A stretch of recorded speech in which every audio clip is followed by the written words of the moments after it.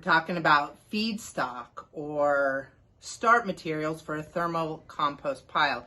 Typically, when we think about compost, you hear about greens and browns, but we're going to introduce the high nitrogen category that will support the thermal composting process.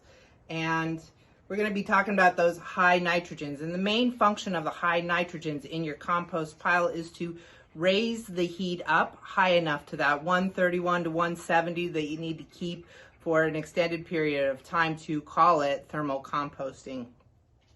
And again, when we bring it up to that high temperature, we're killing the pathogens, the disease causers, and we are also killing the seeds, killing the weed seeds, so we don't have things growing in our compost that we don't want them, especially when we take that out into the field. Now, there's three main categories of high nitrogen, and that is your animal manures. We're going to be talking about that more in a minute.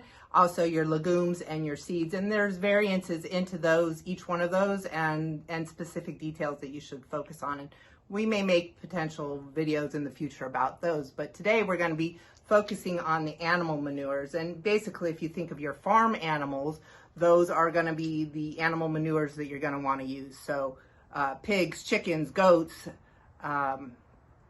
all of these, horses, cows, these are common manures to be used in compost. And there's some important nuances there that you want to also look into is how old is that manure? How has that manure been stored? Another video coming on that.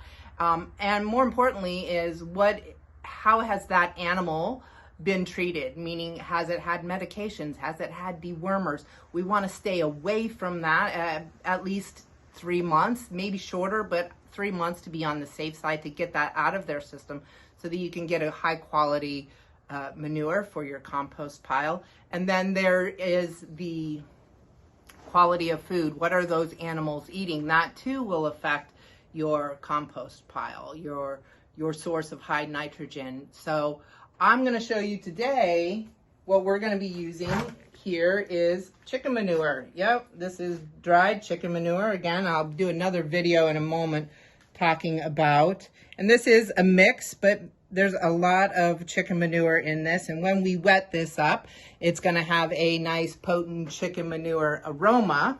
And this is going to be higher in nitrogen because these chickens have been fed an organic diet of peas, wheats, barley, oats, grains, sesame seed, and flaxseed, as well as mealworms, and then they go out and pasture and get their grubs.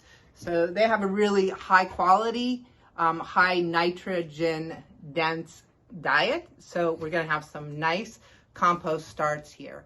So let's get composting. More videos to come.